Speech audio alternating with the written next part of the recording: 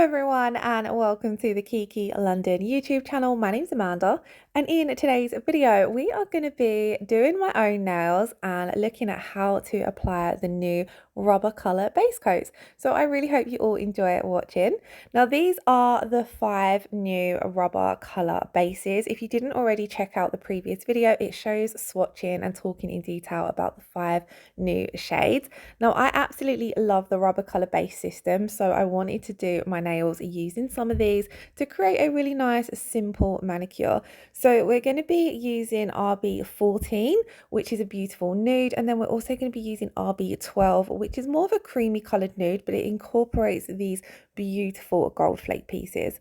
Now I have already done a lot of the cuticle prep work on my natural nails already, so I do have a dedicated prep video which I always leave linked in the description box below. So if you head all the way to the bottom of the description box, that video is highlighted, or sorry, linked there, so you can check that out if you're wondering how I do my prep. But here I'm just coming in with one of the Kiki London alcohol wipes, really scrubbing my nails with this to make sure that they are fully dehydrated and that the nail plate is super clean. And then we're going to come in with the Kiki London primer, and what the primer does is it kind of does what it says on the tin. Basically it primes and gets your nails ready for any of your gel product applications, so primarily your base coat.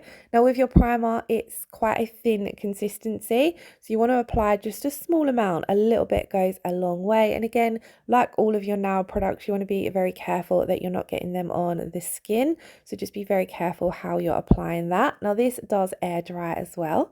Now before I'm starting, I'm just going to show you 2 brushes that I always keep to hand when I'm doing any gel polish application, and that is my detail brush. I use this to get nice and close to the cuticles, and then the angled nail art brush because I love this for any cleanup. So first of all, we're going to start off with the RB12. So as you can see, it's kind of like a beigey creamy nude shade, but it is embedded with all of those beautiful gold flake pieces. So this is brilliant for a 2-step manicure, because with the rubber color bases you don't need to come in and apply your gel polish color.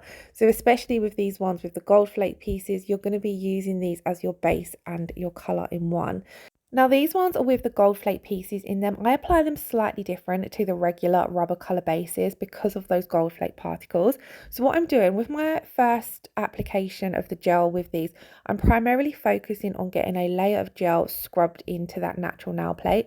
I'm not stressing about where the gold flake pieces are. And then once I've really scrubbed that gel into my natural nail plate and really worked that first coat down onto the natural nail plate, I'm then going to come in with my detail brush and take a little bit of that gel on the detail brush and work this up to get a nice close cuticle line. But then I'm also just using this to nudge around the gold flake pieces where I want them to go. This way you're not focusing on where your gold flake pieces are straight away, but you're making sure you've got a good solid base layer of gel down. And then obviously you can just move these gold flake pieces around. I wanted to make sure that they were scattered out evenly. And then it's really, really simple. We are going to do 2 coats of these, but I'm going to do all the first coats on all of the nails first of all. Then we'll come in and add a second coat, which naturally is going to give you a lot more gold flake coverage. These are quite versatile though. If you didn't want a 2 full-on look, you could just do 1 coat of these and then come in and top coat. But it is recommended to do 2 if you're using them as your base and colour. So again, on the little finger, I'm just fanning out my brush, applying a bit of pressure to make sure that I'm really working that first layer of that first coat of gel into the natural nail plate. And this is what I do with all of my rubber color base application. I really work it into the natural nail plate.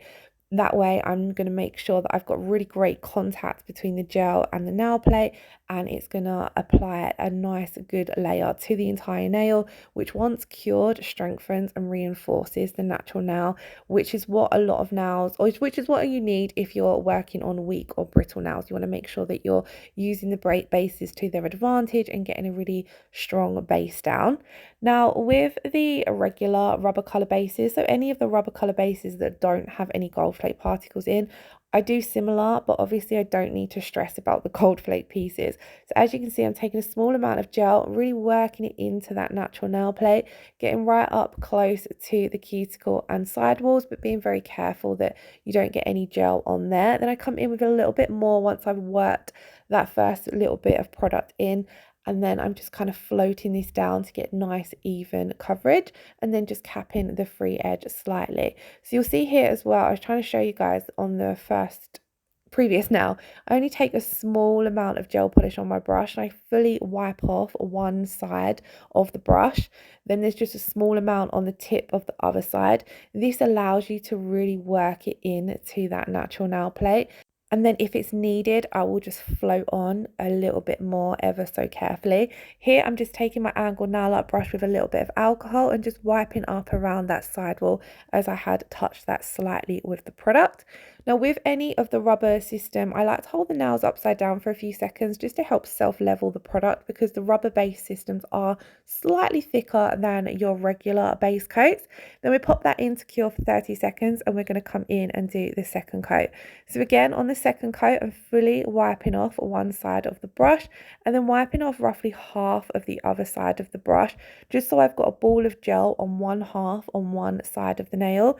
And with this second coat, I apply it slightly different. So obviously you don't need to scrub it in to the natural nail plate. I kind of just float this layer on, and this floating technique is brilliant with the gold flake shades. Lost my train of thought there. This one is brilliant with the gold flakes because obviously with that floating technique, you're not moving them around too much. If you apply too much pressure and let the brush fan out with the gold flakes, what's going to end up happening is you're going to pull a lot of them off.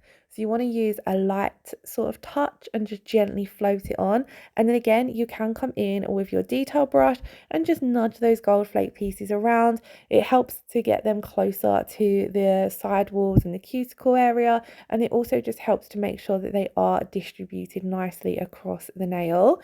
And then it does self-level very well on its own anyway, but I do just like to hold it upside down a few seconds just to help pull it in to the center. This gives you a really nice natural apex when you are working on your natural nails. So if you're not building up any strength or any length with builder gel, you're just doing what I'm doing here, a overlay.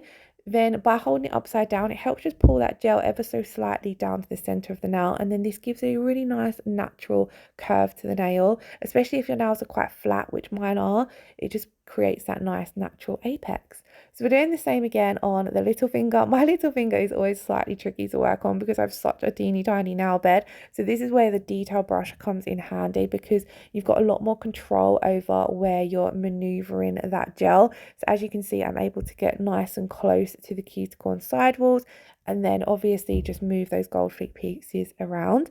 Now I did pop these into cure just because when you're floating your gel polish, or sorry, your rubber base on, you are building up a little bit of thickness. I wanted to get this cured and in place because then it's going to hold that apex where I've got it. So I did that before coming in and doing the middle two nails. Now on the middle two nails, I'm going to do exactly the same again because I wanted to build up a little bit more strength. I have quite thin here, my nails are quite short as well. So I want to add that additional layer of strength that using the rubber colour bases in two coats provides. However, on these two nails, we are going to do some blooming gel marbles. So technically the second coat isn't needed for coverage because we're not actually going to be seeing any of the colour, but I wanted it for that additional strength and the fact that it creates that nice apex area. And it's so quick and easy to apply the rubber colour bases that it's worthwhile doing if you are wanting to add a little bit more strength to the nails. In one coat, these do provide brilliant strength. I just wanted that little bit more thickness just because I'm quite hard on my nails, and where I've done two coats on the pointer and the little finger, I didn't want anything to look uneven across the set. So again, same here, just floating on a thin coat and then just coming in with my detail brush just to get nice and close to my cuticle area on any areas where I'm struggling. I don't always do this, it does depend on the nail, it depends on the day, it depends on how short the nails are and things like that. But sometimes I always, like I said at the start of the video, always have this brush to hand, because if you are struggling and you can't get close to that cuticle, or you can't get a neat cuticle line, you might be able to get close but not being able to get a neat cuticle line, the detail brush just works brilliantly for that. So now we've got our bases done, we're going to come in and do our marble. So I'm going to be using the blooming gel, but first of all, I'm going to create my marble on the palette for this design. So I'm going to be using RB14 because I wanted to include some of those gold flakes into the marble. And then I'm also going to be using a Vanillat Latte as well as classic white. Now classic white is from the new Hema free range. If you don't have classic white, you could also use coconut as well, which is from the regular Kiki London line. So I'm going to start off by just taking a small amount of each colour onto my palette. Now obviously the rubber bases are slightly thicker to your gel polish, so you might find that you don't need as much as your gel polish colours because you don't want the rubber base to overtake the look. In this particular design, I just wanted to have some of those gold flake pieces embedded into the marble to see what it looked like. So this was a little bit of an experiment. So once I've popped those three colours down on my palette, I'm going to take my Kiki London dotting tool and just swirl them together, creating quite a messy looking marble. The colours are of the same sort of tone, so I'm not expecting a super defined look. I just want I wanted to just see how it would turn out, to be honest. So we're going to take the blooming gel and I'm going to start off by applying a thin coat of this to the entire nail. You want to keep it nice and thin because you don't want to add unnecessary bulk to the nail. And then I'm going to take my Kiki London round nail art brush. I love this brush for picking up any gel off of a palette, especially marbles. And then I'm just going to literally run that through the gel polish and swirl this down into that blooming gel. The blooming gel does help pull the gel polish off your brush, so you want to just use a nice light gentle touch. You don't want to play about with it too much because it's going to make the marble swirl together too much.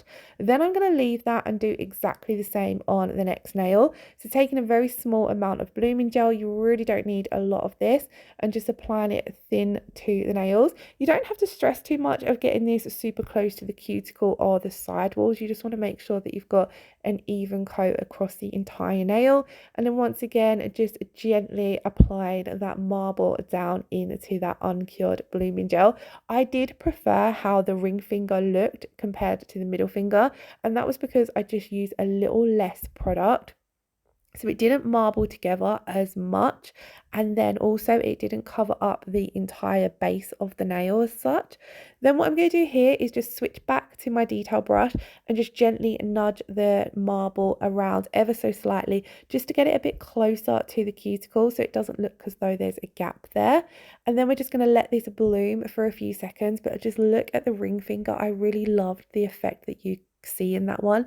The colors, you could just see each of the colors a little bit better, but that's one of the brilliant things about marbles. No two marbles ever look the same. But then we pop these in to cure. Once we've let it bloom as much as we wanted it to bloom, you want to get them straight into cure, and then we're going to come in and top coat. So to complete the rubber system, I would always recommend also using the no wipe rubber top coat. One, if you're using the rubber base coat for strength, this is going to be reinforced if you're using the rubber top coat, and it just creates an overall super strong nail, especially when you're doing a natural nail overlay.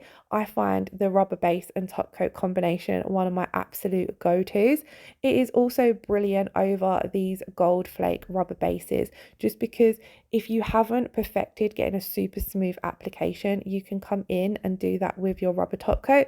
Because it's slightly thicker, it self-levels beautifully and you always end up with a super smooth base. This is why it's my go-to over marbles as well, because naturally marbles can look a little bit uneven on the nails depending on how you apply them. So the rubber top coat just smooths all of that out. So I just applied a thin coat of this to all of the nails. You only need a little bit on your brush, especially if you're working on short nails, and I just go over with a thin layer, working it into the color, and then we'll just float over any remaining product that's on the brush, hold it up for a few seconds to help it self level, and then pop it into cure for 60 seconds. And this, guys, is the finished result. We're just going to literally come in and add a teeny tiny amount of cuticle oil to all of those nails. When I say a teeny tiny amount, I add a drop to each nail. I don't know if this is like the norm, but I love this cuticle oil. I love the smell of it. This is the sweet peach, but it really nourishes and replenishes those cuticles, leaves them really feeling really soft, and especially when you've been working on your nails, it really replenishes them. And then here is the finished look. So I'm really loving how these feel on the nails. Using 2 coats of rubber base coat kind of gives a very similar feel to doing a builder gel overlay, but just not as thick, but it feels super strong. So I'm really loving it, especially with that rubber top coat over the top. I really love the look of these gold flake rubber bases as well. It's such a quick and easy way to add nail art into your set of nails. I hope you all enjoyed today's video. If you did, please do give it a thumbs up and leave us a comment below and hit that subscription button if you haven't already. Thank you all so much for watching. Lots of love. Take care. Bye bye.